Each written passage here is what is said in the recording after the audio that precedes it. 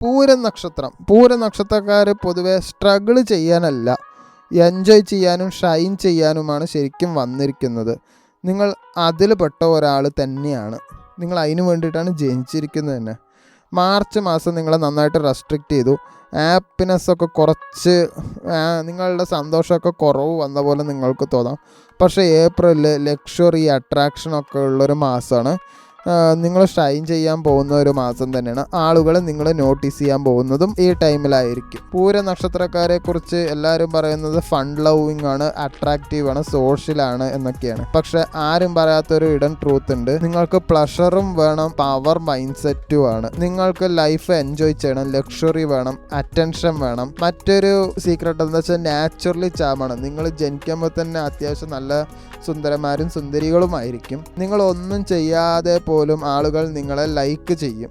മറ്റൊരു ഇടൻ സൈഡ് എന്താ വെച്ചാൽ നല്ല ക്രിയേറ്റീവ് മൈൻഡാണ്. ആർട്ട്, സിനിമ, ഫാഷൻ, മീഡിയ ഇവയിലൊക്കെ ടാലൻ്റ് ഉണ്ട്. നിങ്ങൾ ഡാർക്ക് സൈഡ് എന്താ വെച്ചാൽ ലേസിനെസ് കുറച്ചുണ്ട്. ചിലവർക്ക് ലേസിനെസ് ഉണ്ടാവില്ല, ഡിസ്ട്രാക്ഷനും ഉണ്ടാവും. ഓവർ പ്ലഷർ നിങ്ങൾക്ക് എന്തായാലും വേണം. Positive side attraction, creativity, social പവറൊക്കെ നിങ്ങൾക്കുണ്ട്. നിങ്ങൾക്കൊരു ഗിഫ്റ്റ് ഉണ്ട്. നിങ്ങൾക്ക് ആളുകളെ എഫേർട്ട്ലെസ് ആയിട്ട് അട്രാക്റ്റ് ചെയ്യാം. മാർച്ച് മാസത്തിൽ പൂര നക്ഷത്രക്കാർക്ക് ഭയങ്കര റെസ്ട്രിക്ഷൻ ഉള്ളൊരു മാസമായിരുന്നു. കരിയറിൽ ഭയങ്കര ബോറായിരുന്നു, മോട്ടിവേഷനും ഇല്ല, കാര്യങ്ങളൊക്കെ സ്ലോ ആയി, സാമ്പത്തികം വന്നുമില്ല, വന്നാകണമെങ്കിൽ പോവുകയും ചെയ്തു. സേവിങ്സ് നല്ല രീതിയിൽ കുറഞ്ഞു. റിലേഷൻഷിപ്പിൽ മിസ്അണ്ടർസ്റ്റാൻഡിങ് ഉണ്ടായിരുന്നു, അറ്റൻഷൻ ഇഷ്യൂസ് ഉണ്ടായിരുന്നു, ഇമോഷണൽ ഡ്രാമ കൂടുതലായിരുന്നു. ചിലർക്ക് ബ്രേക്ക്, ഡിസ്റ്റൻസ് ഒക്കെ ഉണ്ടായിരുന്നു. നിങ്ങളുടെ മെൻ്റൽ സ്റ്റേറ്റ് വളരെ ബോറായിട്ടുള്ള ഒരു ഫീലിംഗ് ആണ്. ഒരു എക്സൈറ്റ്മെൻറ്റും ഇല്ല, ഭയങ്കര ഡൾ മൂഡായിരുന്നു.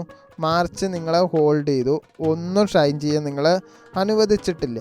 ഏപ്രിൽ മാസത്തിലും ഒരുപാട് വ്യത്യാസമൊന്നും നിങ്ങൾക്കുണ്ടാവില്ല. പക്ഷേ കരിയറിൽ ഒരു പുതിയ ഓപ്പർച്യൂണിറ്റീസ്, മീഡിയ ഒക്കെ ആണെങ്കിൽ പബ്ലിക് ഫീൽഡിലൊക്കെ ഒരു സക്സസ് ഉണ്ടാവും, അറ്റൻഷൻ കിട്ടും, നിങ്ങളെ സ്പോട്ട് ലൈറ്റ് ലഭിക്കും. സാമ്പത്തികം നോക്കുകയാണെങ്കിൽ ഇൻകം എന്തായാലും ഇമ്പ്രൂവ് ചെയ്യും. ലക്ഷറി സ്പെൻഡിങ് അതെന്തായാലും ഉണ്ടാവും. എൻ്റർടൈൻമെൻറ്റ് എക്സ്പെൻസ് ആയിരിക്കും കൂടുതൽ ഉണ്ടാവുക. മണി കൺട്രോൾ ചെയ്യണം, ഇല്ലെങ്കിൽ ഏപ്രിൽ മാസത്തിൽ ഒരു പിച്ചക്കാരനെ പോലെ നിങ്ങൾക്ക് ഇരിക്കേണ്ടി വരും.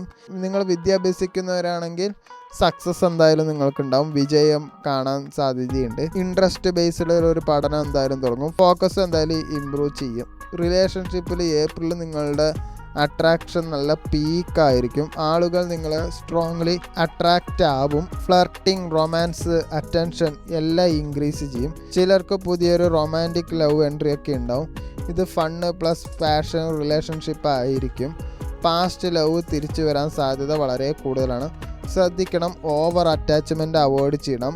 റോങ് ആളുകളെ ട്രസ്റ്റ് ചെയ്യരുത്. ബിസിനസ്സിൽ creative business growth, social media success, branding chance ഒക്കെ എന്തായാലും ഉണ്ട്. ഏപ്രിലിൽ നിങ്ങൾക്ക് അറ്റൻഷൻ എന്തായാലും കിട്ടും.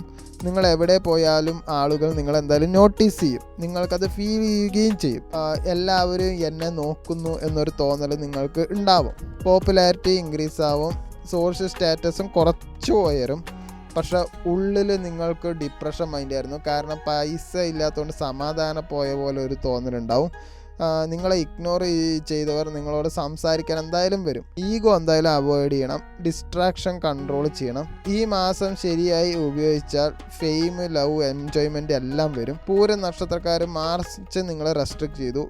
ഏപ്രിൽ നിങ്ങളെ കുറച്ചൊക്കെ ഷൈൻ ചെയ്യാൻ എന്തായാലും ചെയ്യിപ്പിക്കുകയും ചെയ്യും. നിങ്ങൾക്കൊരു ചാൻസ് കിട്ടും ലൈഫ് എൻജോയ് ചെയ്യാൻ. എൻജോയ് തന്നെ ചെയ്യുക, പക്ഷെ ബാലൻസ് മെയിൻറ്റെയിൻ ചെയ്യുക. എൻജോയ്മെൻ്റ് ആണ് ലൈഫ് എന്ന് വിചാരിച്ചിട്ട് ഉള്ള പൈസ എല്ലാം കളയാനോ കടം വാങ്ങാനോ നിൽക്കരുത്. ഏപ്രിൽ അവസാനം ലവ്, അറ്റൻഷൻ, ഹാപ്പിനെസ് എന്തായാലും കിട്ടും.